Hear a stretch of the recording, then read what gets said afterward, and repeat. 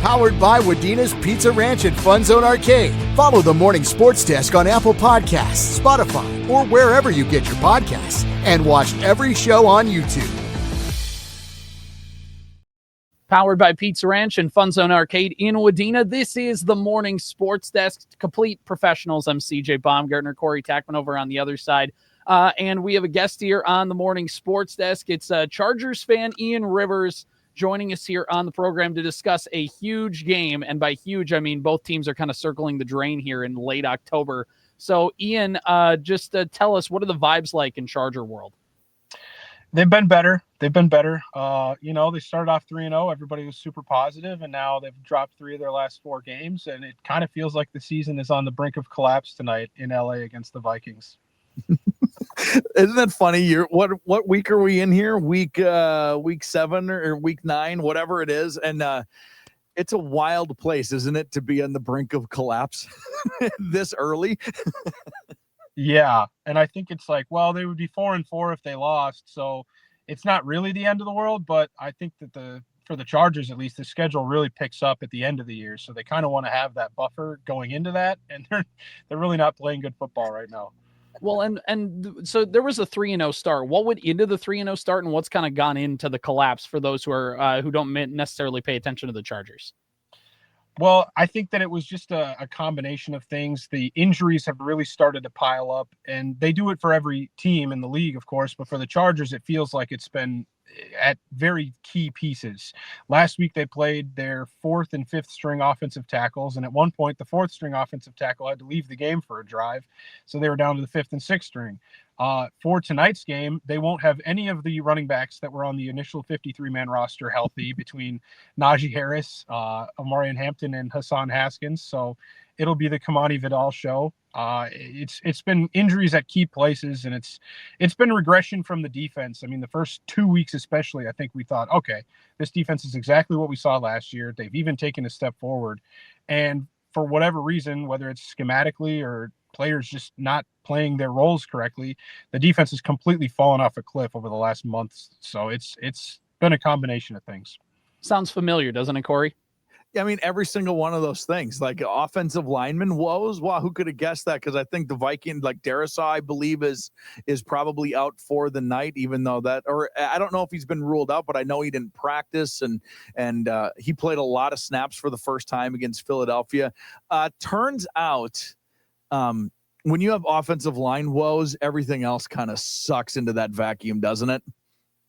Yeah, absolutely. I mean, that's been a huge reason why the offense hasn't been working. Justin Herbert leads the NFL in passing yards right now, and it's kind of by default. Like, he has to throw the ball. He was the leading rusher last week with 31 yards against the Colts. It's, it affects the run game, plus the injuries to the running backs. And I think he's been hit 62 times already this year. I mean, we're kind of hoping that he's on the Peyton Manning arc for his career, where it starts off with no postseason success and leapfrogs into some, but some people are worried that he's on the Andrew Luck career arc with how much he's been getting hit.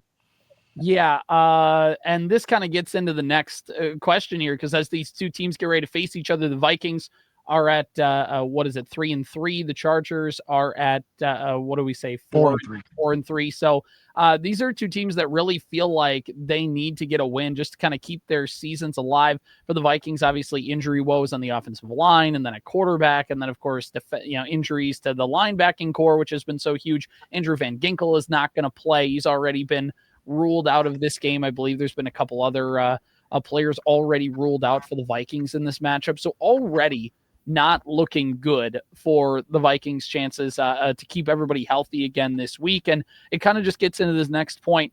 Which team is more cursed? I'm going to let both of you kind of take the table. I'll moderate the debate as an unbiased as an unbiased person here with my Vikings sweatshirt on.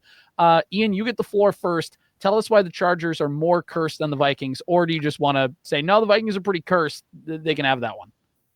Honestly, I think that the Vikings are more cursed than the Chargers. The Chargers have some very cursed seasons, whether it's, going 13-3 and losing to Mark Sanchez after your kicker, who was at the time like the most accurate kicker in history, misses 3 field goals.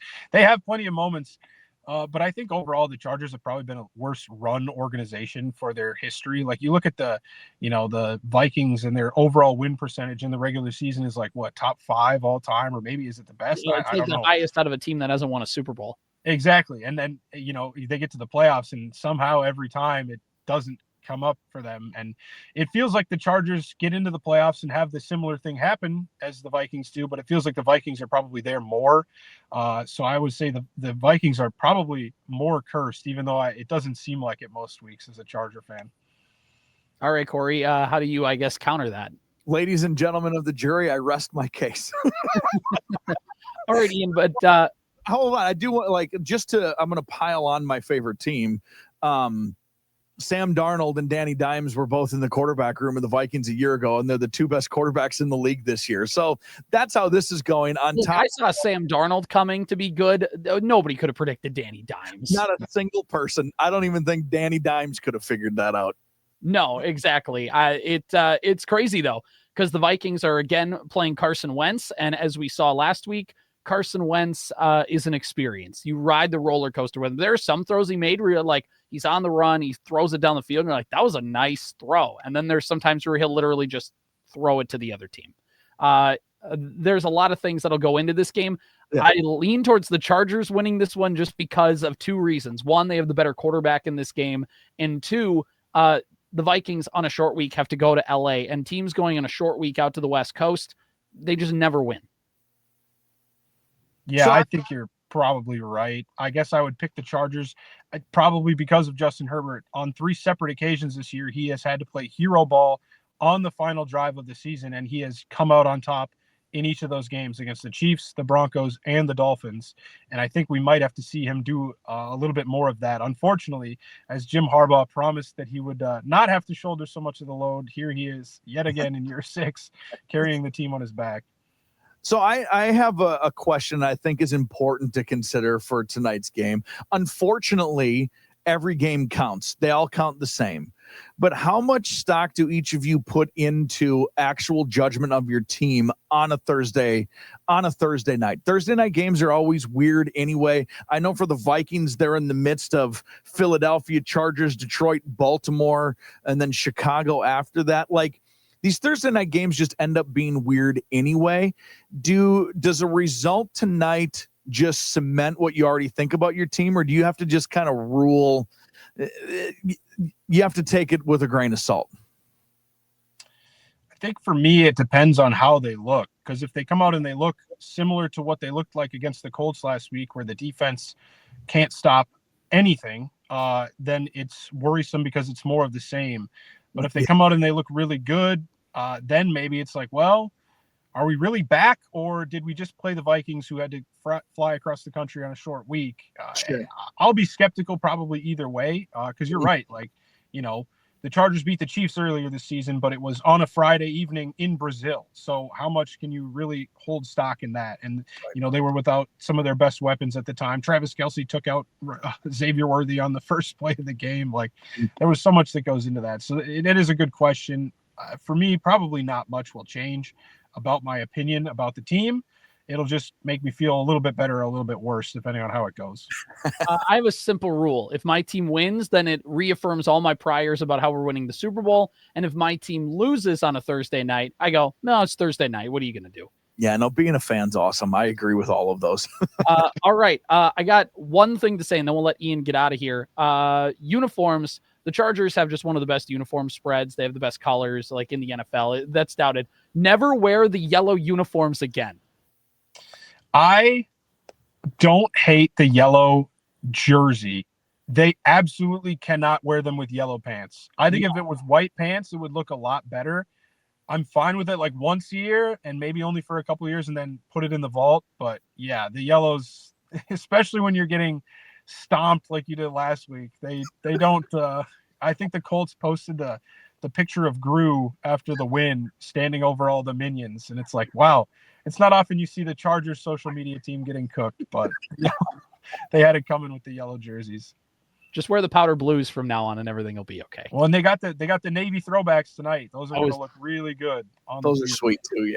Yeah. The thing about the yellow uniforms that they played at noon, or Yeah, it was noon probably. Well, whatever time it was in LA. Was it a 3:00 kickoff here? Yeah, 3:00 kickoff here, 1:05 in LA. Right, so it's the middle of the day, so the sun is shining through. Maybe those uniforms look better at night. Yeah. Like how the Vikings, when they wear like they're all purple, like it looks better at night games versus when you wear it like all during a day game, or like, you know what I mean? Like the more the natural light comes in, sometimes the worse some of those uniforms end up looking. So maybe it would have looked better if they would have wore it tonight, but yeah, tell the Minions they can stay home. And probably in person, right? All these uniforms, they always look great when you're in the moment in person and you're like in and amongst the energy. But these damn TVs are too good. They make you look like a banana, or you look like if you're Vikings in all purple, you just look like a piece of fruit, and it's just not a good look. You look like Grimace, and it's not, it's got to be done. All right, Ian, this is the time, I guess, where we'll give you something to plug. If there's a certain podcast you're on that you want to plug and talk about, feel free to do that. Yeah, I suppose I'll give a plug to the guys over at Beaver Banter. They do a pretty good job covering Bemidji State athletics. Post once or twice a week, depending on how it's going. Beaver Banter. Join the Beaver Banter Discord channel. You can find that on their social media pages. They're doing super good. I'm proud of those guys. Yeah, they're really cool. If only that darn intern could post on social media at all. That'd be post the links on social media and the podcast notes and things like that. So I'll just pile on here if you don't mind. You'll find that you'll like both of those guys a lot. Their only faults are that they're Vikings-Chargers and Bemidji State fans. That's fair. It's the only thing. Otherwise, I think you'll like them both. Anthony Edwards dropped 41 last night to win. We'll all rest easy on that. Yes, sir. All right, Ian. Thanks so much for taking the time. We'll see you. Yeah. Thanks, guys. All right, that's Ian Rivers, Chargers fan, joining us here on the Morning Sports Desk. And it's always good when you play teams that you don't typically see. I pay attention to the Chargers from afar, but the only reason I know what's happening is because I'll see my Twitter feed and I'll see Ian talking about the Chargers and be like, oh, vibes are bad right now. And that's a good way to view things. We ran out of time here, but what's the story on how he became a Chargers fan in the first place? I'll tell it because he's told me. And if he's listening, he can correct me if I said it wrong. His last name is Rivers, and he saw Phillip Rivers as a kid. So, Yeah, I am totally okay with that. Yep. That's a very legitimate reason. Do you guys have you did a nice job of dancing around it because it's uncomfortable, but do you guys have a Beaver Banter thing? When's the next episode? The next episode, we drop every Wednesday morning, so it's out for the week.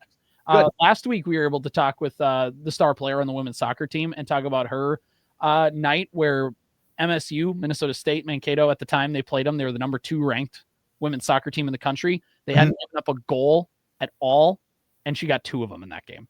Booyah, suck on that, Mavericks. They tied at 2. It was their only draw of the season for Mankato. That was the first team to steal a point for them. Is maybe the best way to word it.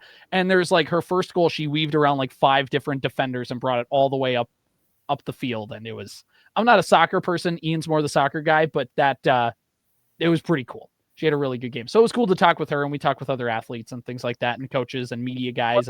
What are we ramping into here? Is it, hockey stuff as well? Hockey's already been going. Yeah, they're finishing up the non-conference slate this coming week. I can't remember because we did this. We recorded this week's episode on Monday, so I can't quite remember where the hockey team goes because I've had high school playoff stuff on the brain. But the women's volleyball team got a huge win over ranked UMD on Wednesday night. Got to be getting close to conference turning time there. Yep, wrapping up kind of middle of November is when that all gets into high school. Women's basketball about a month. Yep, women's and men's basketball about a month from getting going. Football not having the season they want, but they play Jamestown for the first time since like the 50s. So, nice. There's a lot happening in Beaverland. The good old. I forget that Jamestown is. They're Division II now.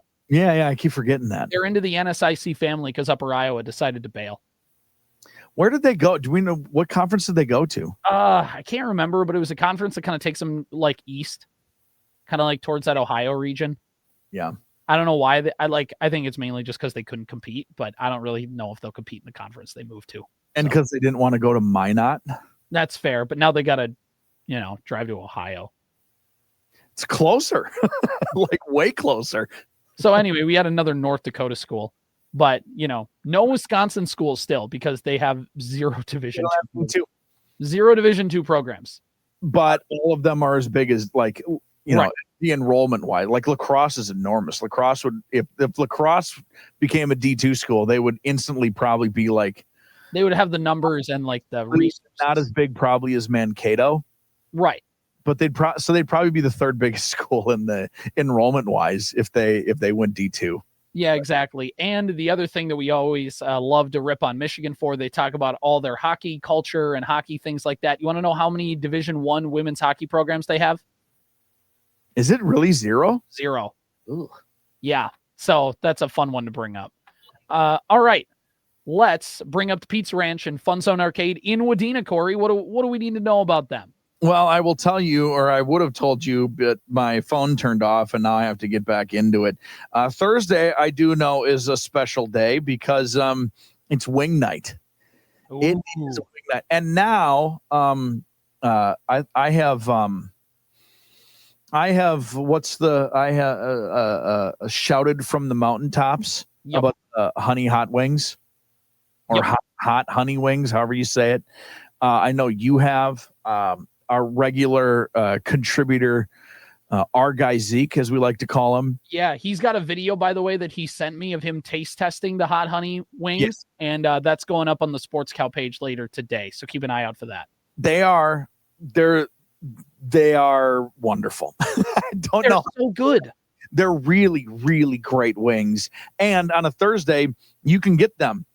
Get all the wings you want every Thursday night from 5 to 8 in the legendary buffet wing night at the Pizza Ranch and FunZone Arcade.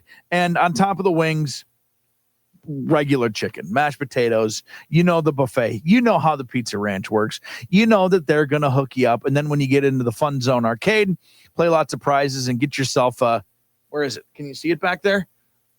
There it is. I had to move the jersey up onto the you could get yourself a mystery jersey and get hooked up with something classic. Like the big Enigma. Like the big Enigma. It's the Pizza Ranch and FunZone Arcade in Wadena, part of the morning sports desk. By the way, they loved the video Pizza Ranch did that you did with the Panther podcast and Briggs. Yes. Lots of fun little traction on that video. And once again, just shout out Briggs. It's CJ. It's annoying how good people are at this stuff. And he's like a third grader. Yeah, he's 9 years old. A fourth grader. What's 9? Fourth grade? Third, fourth grade. I didn't ask him, but yeah, I'm sure it's somewhere in that range. No one here. Right. 40 less than 2 months ago, and I suck at this. And I go interview kids. I did a pregame interview with Annie Schlosser a couple weeks ago. Yeah, Staples-Motley, yeah. Coach Bestland was like, I don't want to do it. And Annie's sitting right here. I'm going to make her do it. And she answered every question. It's so annoying how good and how smart these kids are, because I'm already a blubbering fool. I can't imagine how it would have gone if I were a high schooler being interviewed. They're so good at it, and it makes me jealous. Right. I wouldn't have known what to say had somebody interviewed me and even asked me a basic question of like, well, how you feeling for the game today? Good. I watch every once in a while, if not the whole thing, I'll catch clips of, you know who Mike Birbiglia is? I've seen clips, yeah. He's a comedian. He's got a podcast, and they do he talks to other comedians. They do working it out. They like share joke premises with each other, but he asks them a lot of questions too. And one of the questions he always asks his guests are, who are you jealous of? And some people give really wholesome, sweet answers. Some people hold on. You just could never put Mark Maron on that podcast because that's another 20 minutes of a podcast of who that guy's jealous of. But if I was on Mike Birbiglia's podcast and he asked me who I was jealous of, I would say anybody who's younger than me who just kind of gets it in a way that I never got it and don't feel like I even still to this day get it. That's who I'm jealous of. All the time. You guys are killing it out there. And here I am just kind of going, how do we do this? How? It's just like self-defeating too. Right. Hit the record button, or are you driving home from a game and you're like, I suck at this. What am I doing? I don't even know. This is awesome. hear a little bit of a playback from your call at a game, and you're like, oh, but I don't know why they're paying me to do this. Right. They're paying you because you're the only one that asked. And thank God they don't ask anyone else, because there's so many people who be better at it. But here we are, and here you are listening. So we appreciate you for listening to the Morning Sports Desk, powered by Pizza Ranch and FunZone Arcade in Wadena. My point is, Briggs, if you want my job, you can have it. I'll give it to you. All right, Corey. You had a volleyball game last night, speaking of, and my stuff quick. As he's grabbing that, Staples-Motley was going to Pequot Lakes in a Section 6AA first-round matchup in Pequot Lakes. Corey, in softball last spring, Pequot Lakes knocked out Staples-Motley in the first round, and then we have a rematch here in volleyball. Just give us the tale of the tape. What happened out there? Well, first of all, it was colder at that softball game last spring than the volleyball game last night. It was like I have never been more cold at a softball game. I don't think there were flurries, but there were certainly threats of flurries. It was raining. It was wet. It was not a fun night. It was not a fun night at all. Pequot Lakes is a very nice volleyball team. They're the 3 seed in that 6AA bracket, a loaded 6AA volleyball bracket. I think Pequot Lakes, according to the QRF, is ranked 11th in the state, but the 4th and 5th ranked teams are in that section as well. Pequot won it all in 2023. If you come out of 6AA, you are going to be prepared and ready for the state volleyball tournament. And Pequot Lakes is just one of those teams that they roll. They beat Staples-Motley in a 3-set sweep, 25-9, 15, and 14. There was only one player in double-digit kills in the whole match, and that was June Rude, who had 13 kills. But really nice balance from the Patriots all night long. 8 kills from Kendall Nelson, who's just a freshman. Alexa Pedig had 8 kills as well. 5 apiece for Avery Amsden and Brooklyn Hansen, and then a spattering of a few more here and there. Staples-Motley was led by Annie Schlosser. She had 5 kills. But most importantly, we covered Staples-Motley all season long. With the match a week.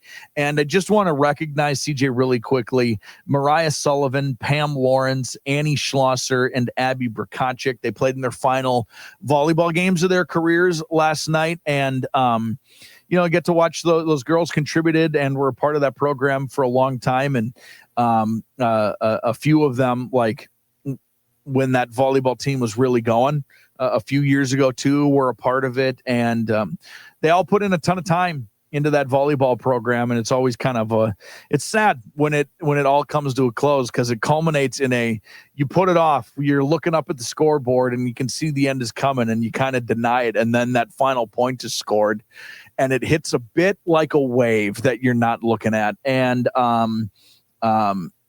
it's just never quite easy, but it was a tough year for the Cardinals, and it requires a certain level of perseverance and leadership from your seniors to kind of battle through that. And I thought they did a nice job of that all season long. Yeah, no, it's a season for the Cardinals in the books. Pequot Lakes moving on. And congratulations to those seniors and to the Cardinals on their 2025 season. Corey, I had Section 8AA volleyball playoffs last night in the opening round. The 6th-seeded Wadena Deer Creek Wolverines at 16-11 hosted the 6-21 Park Rapids area Panthers, who were the 11 seed in the playoffs. And Wadena Deer Creek, they came out sharp. And I was talking with Wadena Deer Creek head volleyball coach Courtney Thunberg. They always play in that Moorhead tournament at the end of the year. And I was like, how'd the tournament go? How do you feel like the vibes are? And, to not to put words in her mouth, but I feel like the vibe it was getting is, hey, I'd hate to play us right now. Like they feel like they are coming together. They feel like they are connected. They are playing their best volleyball at the end of the year, which is what you always want. And they started off strong with a 25-13 victory in set number 1, 25-9 in set number 2, and then 25-21 in set number 3 for a 3-0 victory against Park Rapids area, who had some nice seniors on the team. When you look at Macy Jalbert, she had 7 kills on the night. Senior Maggie Huber had 5 kills with a service ace. Another senior, Allison Michelson, had 3 kills on the evening as well. And so to shout out those 3 seniors on the team on what was their final game, and then also Natalie Weiss, who was on the floor as well. She didn't record a kill, but all 4 of those girls played in their final volleyball match last night for Park Rapids area. But this is a young team. There's a lot of freshmen. There's a lot of sophomores on this roster. And talking with head coach Alicia Dennis before the game, just basically like, what is it about this team? What are the things that are going? She said, we're young. We're kind of getting our feet wet. We're trying to take our lumps early with some of this stuff.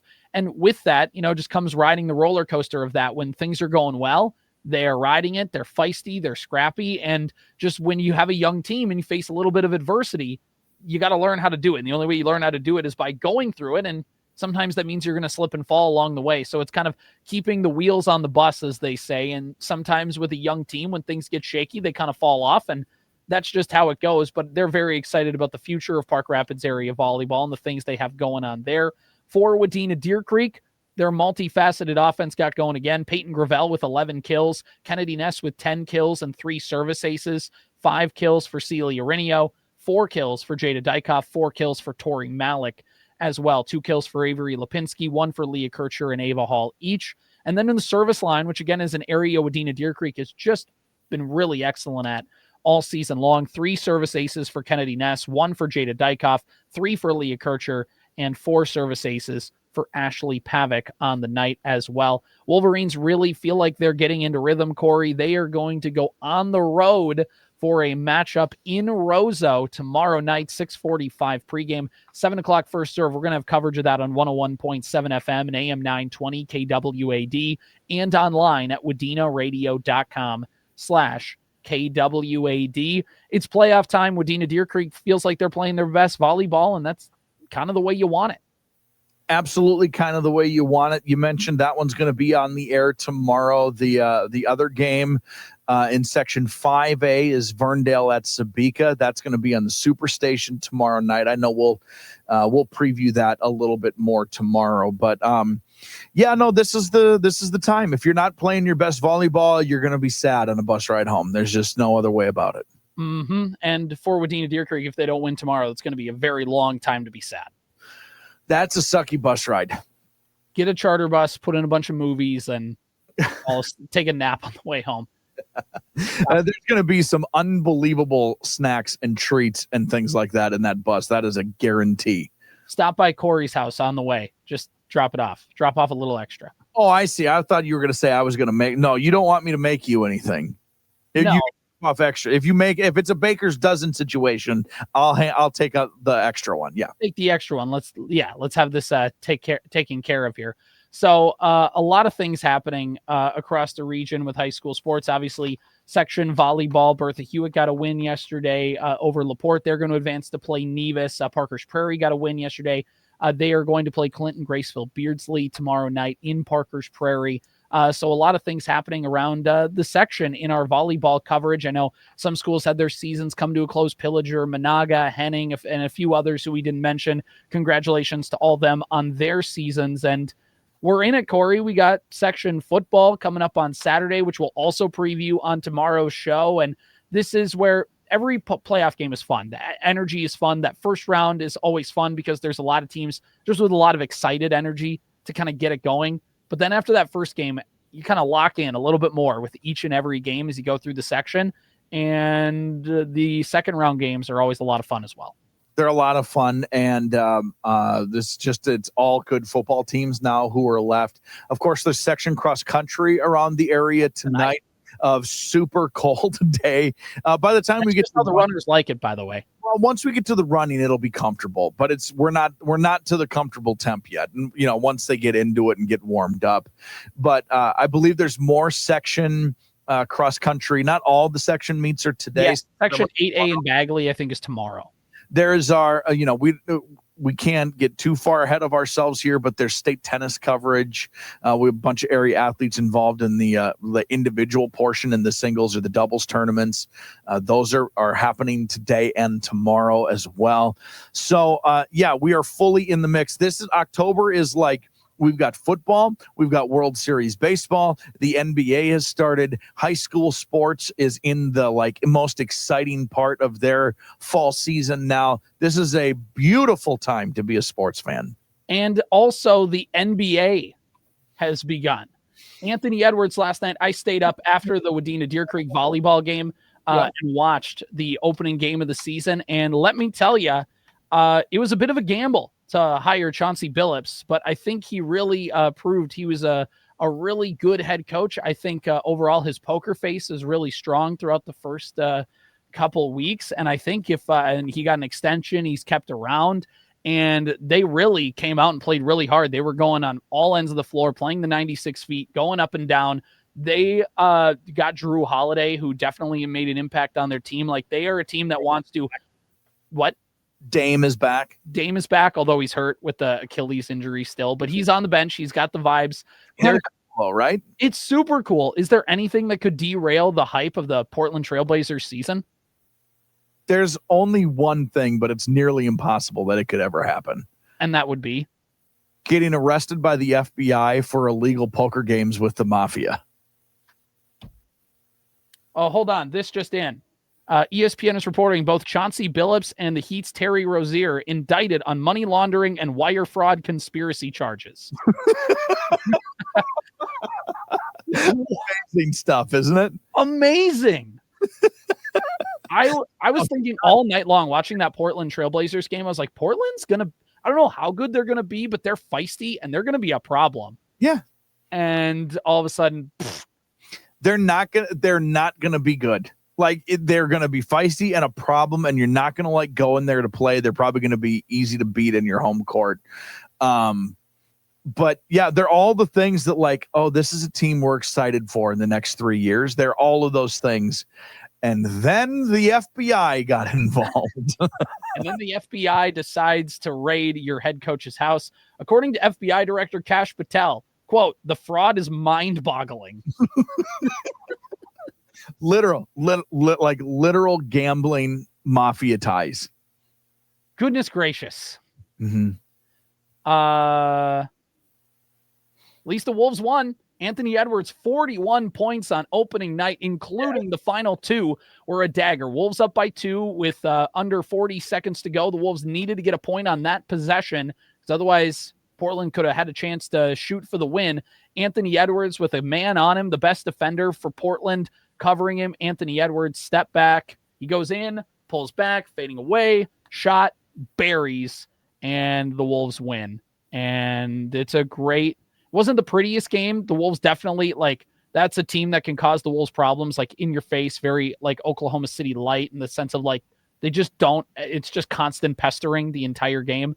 Wolves were finally able to kind of overcome and figure things out, but it's game number 1, so we're not going to get too carried away, but just a very nice sign for Anthony Edwards to come out game number 1, 41 points on the road, late night game. Nobody's really paying attention, and for him to come out firing in that one was important. Yeah, it didn't sound like it was a perfect game by any means. I wasn't able to watch any of it. I've seen some highlights. At times, but yeah, I'm a part of a text message Discord that that breaks a lot of things down, just like we all are. It doesn't sound like it was pretty, but Anthony Edwards then does Anthony Edwards things, and I have a few thoughts that exist. You know, we play that game like maybe it's not true, but they still exist. I have a few thoughts already that are holdovers from years past with this year's team, but after one game, it's not worth really having those discussions. Going on the road against a feisty team in a tough place to play, in their home opener, game 1 of the season, to get a win counts. Right, because the Wolves lost their 2 games in Portland last year. I got a friend who says if they're not 15-5 in the first 20, though, we've got a problem. Do you agree with that? That sounds really strong. I haven't seen their schedule. Is it that weak to begin the year? I think they have a pretty light schedule, all things considered. All things considered, considering they're in the whatever. Considering their next game, they got to go to LA, I think. Also, 15-5 in their first 20 in an 80-game season means a 20-loss season. Right. So, right. And that's about what you think this team is, don't you? Yeah. About a 20-loss team, probably more than that. Under was like 50.5, I think. I think. So, like, I mean, I wouldn't be sad if they were 14-6, but if you're 13-7 through your first 20, now maybe it's like, this is not. Maybe they're not quite who they need to be. All right, let me tell you the Wolves' first 15 opponents. what a weird place, by the way. I will always come back to how weird this is to talk about the Timberwolves this way. They could be 13-7 through their first 20, and you're going to be like, God, are they going to put it together? Because they've been so bad. So bad for so long. And then it's just weird to be like, no, they just kind of win now. With the Wolves game last night too, I think Joe Ingles said it after the game. Somebody was asking him about all this, and he's like, we have the best player on the floor, so we are going to find a way to win. Yep. And that's what helps you. Looking at the Wolves schedule through their first 20 games. So they got that one tonight, last night against Portland. They go to the Lakers. They then, tomorrow night, they host the Pacers in the home opener on Sunday. They then host the Nuggets. They go to the Lakers, come here. They go to Charlotte, go to Brooklyn, go to New York, host the Jazz in the NBA Cup group stage, go to Sacramento to take on the Kings, go to Utah, come back home in the NBA Cup group stage game 2 against the Kings, then host the Nuggets, host the Mavericks, host the Wizards, host the Suns, or go to Phoenix to take on the Suns, go to Sacramento again. They play the Kings like 3 times in November, and then take on the Thunder in OKC, and then host the Celtics. I mean, do you agree? Like, is 15-5 is probably, that just sounds like a lot. That sounds like a lot. I feel like but is it actually? I don't think the season's over if they're not 15-5. But like 15-5 should through 20. That should be a realistic team for a. Oh, it's a realistic expectation. I just don't know if if they don't hit it, am I going to be like, they're in trouble? Well, okay? So I guess the actual question is, are they in trouble if they go 14-6? No. How about 13-7? Where's the record where you start to feel like it's weird? 12-8?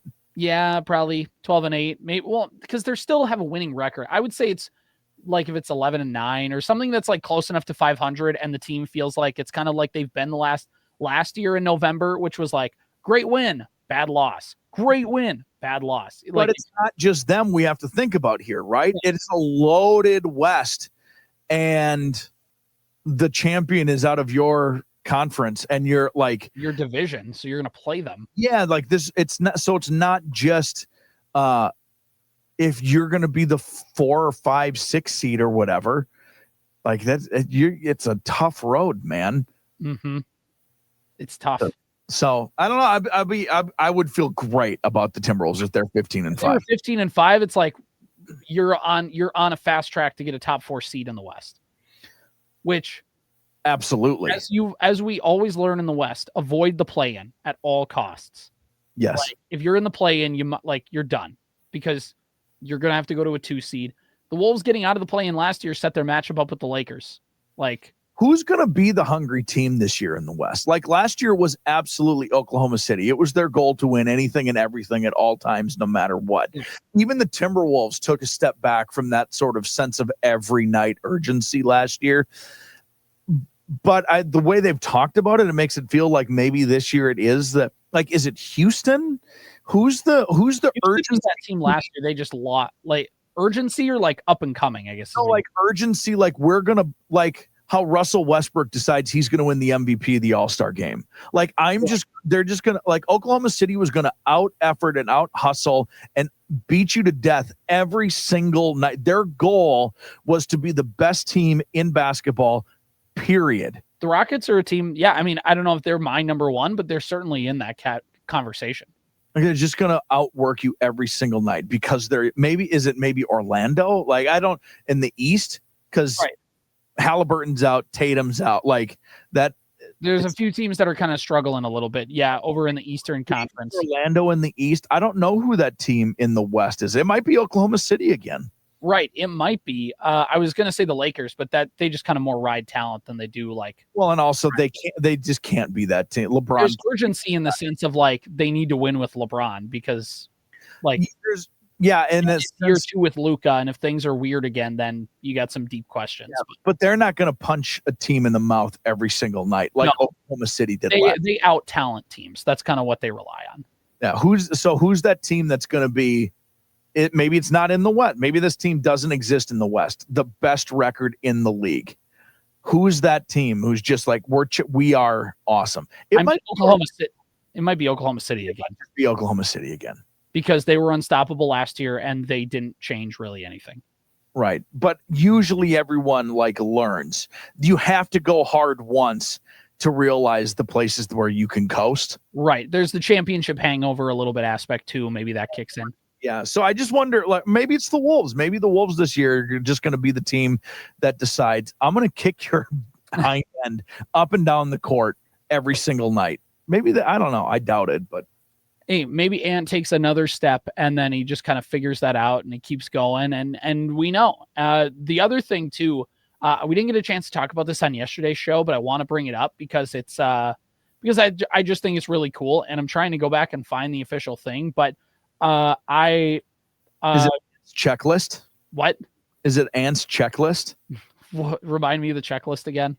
I mean, I don't remember everything on it, but apparently he published his checklist of goals for this season. And it's like, I want to dunk on this guy. I want to do, like, he's got a list of 5 guys he wants to dunk on. I mean, and there were some things on the list that I saw, there were some things that were blurred out. So I don't know if it was names or a slur or two that I just shouldn't be repeated by anyone, let alone someone like me. But it was like a very and Edwards checklist sort of thing. was Hannon. I want to put these 5 guys on a poster. I want to make them forget about ever wanting to play basketball. I want just really funny stuff. Yeah, no, it's great. One thing on the show we didn't get to talk about yesterday was Zeke that I want to talk about today. The NBA returned to NBC. And outside of a couple audio issues here and there, in terms of the presentation, you could tell NBC wanted the NBA badly. And they were ecstatic to get it back. Like, you have to come out of the gate swinging. And what better way, Corey, to come out of the gate swinging than to do something like this, where you basically just go update your old stuff. If it ain't broke, don't fix it. Here we go.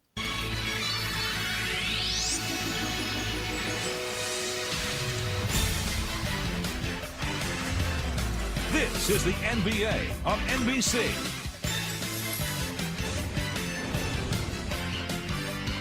Right? Tonight, it's the Houston Rockets versus the Oklahoma City Thunder. They came out of the gate Welcome to swinging with American the tip-off. Express. They brought back round ball rock, of tip-off. course, but the graphics were there. The talk was there. Like the conversations that they had, Jamal Crawford being out there and things like that. And some of the other guys, Carmelo Anthony, some of the studio people they got. Overall, Mike Tirico did a really good job with the play-by-play.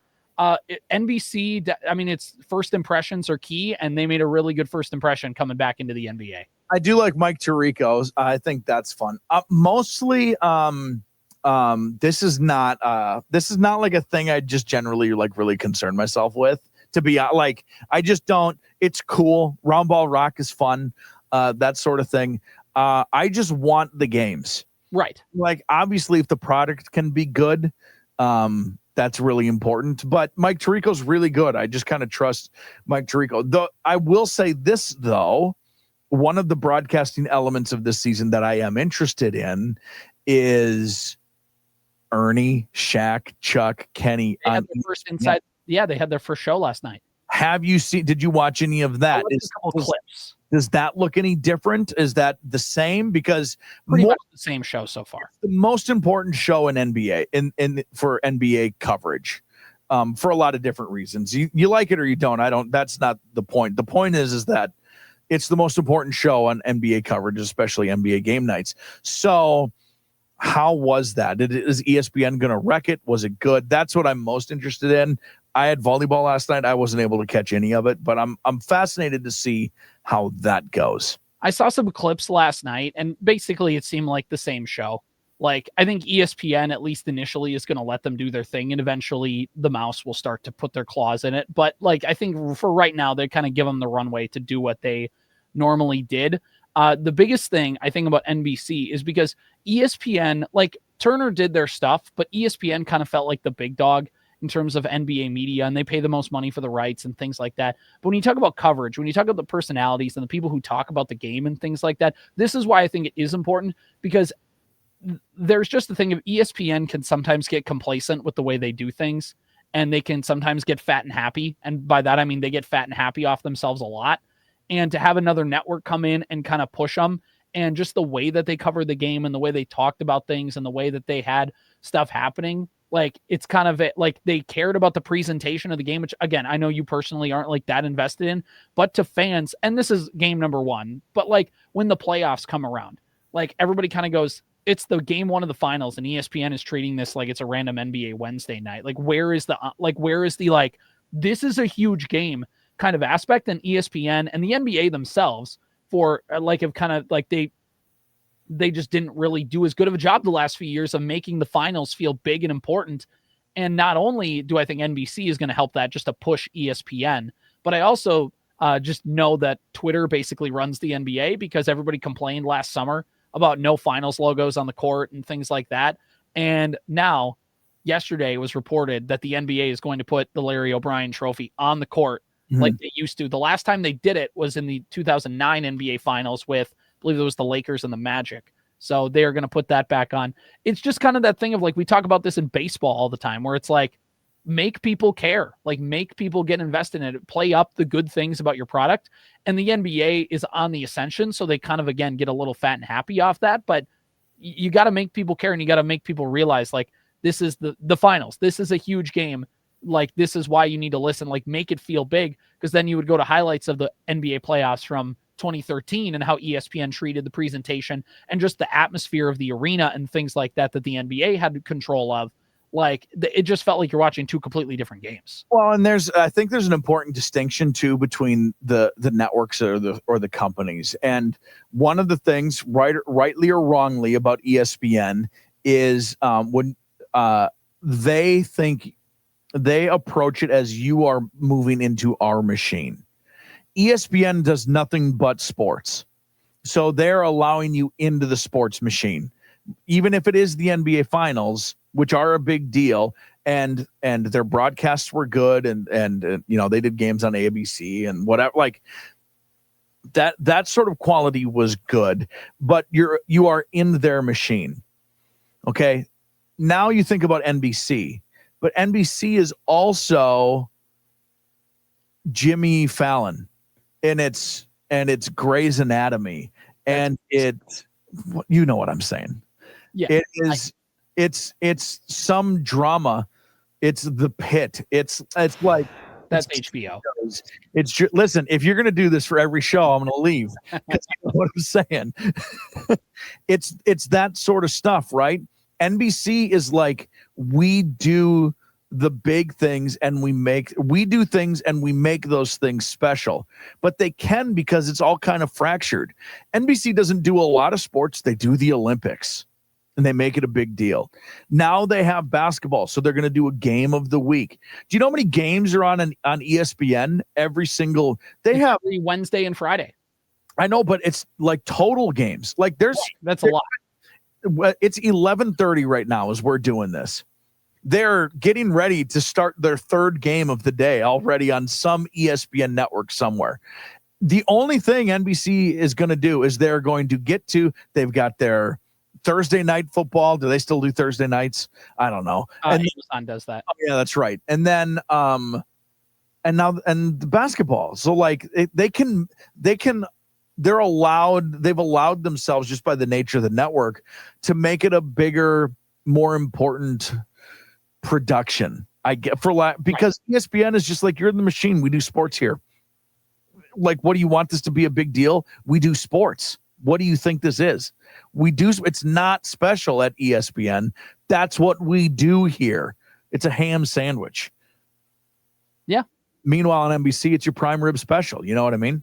I mean, Sunday Night Football is that way too. Sunday Night Football is like NBC, when they get it, they care. Sunday Night Football is the most watched game every single week. Of course. Yep. For a lot of reasons. So they get it used to be Monday Night Football on ESPN and ABC. They get to stop everything they're doing to bring you the football game, or stop everything we're doing to bring you the basketball game. ESPN is like, this game ended. Let's go over to this game. That game ended. Let's let these people talk about these games. It's just a different approach to network philosophy, basically. Right. All right, that's going to do it. Morning Sports Desk, powered by Pizza Ranch and FunZone Arcade in Wadena. We'll see you next time. Powered by Wadena's Pizza Ranch and FunZone Arcade. Follow the Morning Sports Desk on Apple Podcasts, Spotify, or wherever you get your podcasts. And watch every show on YouTube.